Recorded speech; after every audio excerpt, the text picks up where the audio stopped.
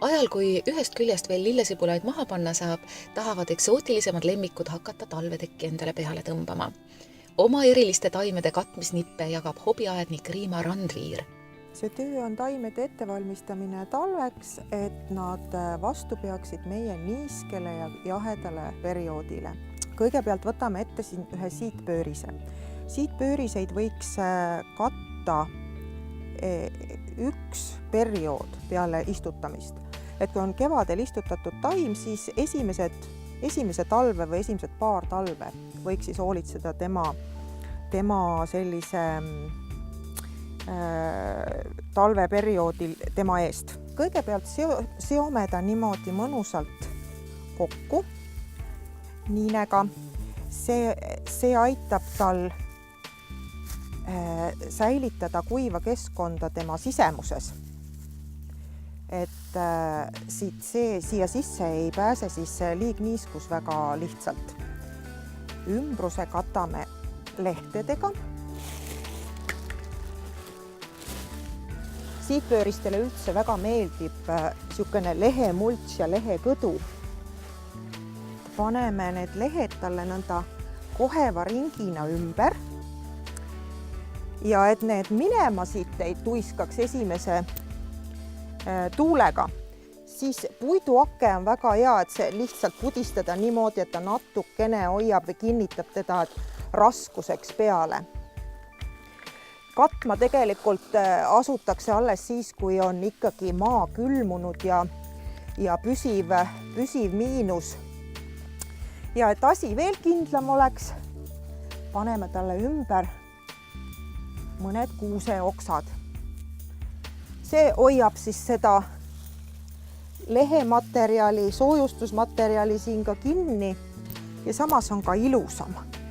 Lahti pakitakse siis, ütleme, seesama siitpööris kevadel, kui maa on sulanud. Lõigatakse ta tagasi kuskil märtsi lõpus, aprilli alguses, üks käelaba kõrguselt ja siis juba need samad lehed võivad siia ümber jääda ja peale tuleb kas kõdukompost või mida iganes, et kõrrelistele ja siitpööristele väga lehekõdu ja kompost väga meeldib.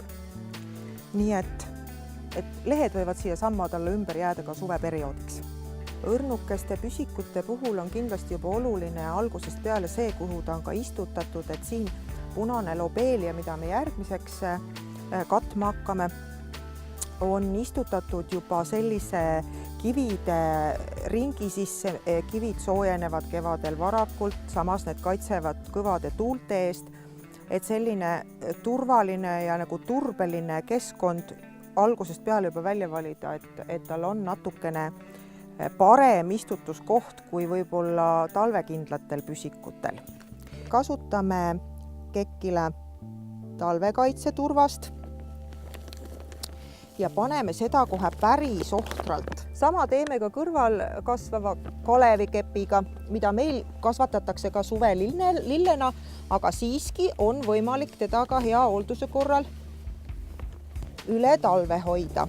Nii punast lobeeliat kui kalevikeppi tulebki katma jääda. Selles mõttes katma jääda, et seda toimingut tuleb absoluutselt iga sügis korrata, sest nad on ikkagi täiesti meie kliimas ikkagi väga-väga külmaõrnad taimed ja et nad säiliksid, tuleb iga sügis vastu talve neid korralikult katta.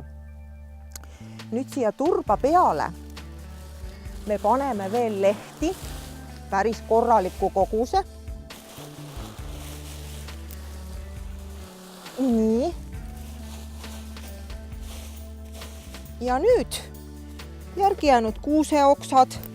Tääkliilial soovitaks ma panna raami ümber ja raamistikuks võib kasutada kõike käepärast, mis kodus on. Põhiline, et oleks karkass, mille peale me saaksime panna kile. Ja kile on niimoodi popilt ette valmistatud, et 4 nurka on seotud raudkivid. Ja nüüd ta jääb siia mõnusalt rippu, tuul teda minema ei vii ja samuti ikka võib panna neid kuuseoksi talle ümber, et kuuseoksad kaitsevad siis altpoolt ka, aga samas lasevad õhku läbi. Tääkliilia ei karda külma tegelikult üldse, vaid ta kardab just liigniiskust.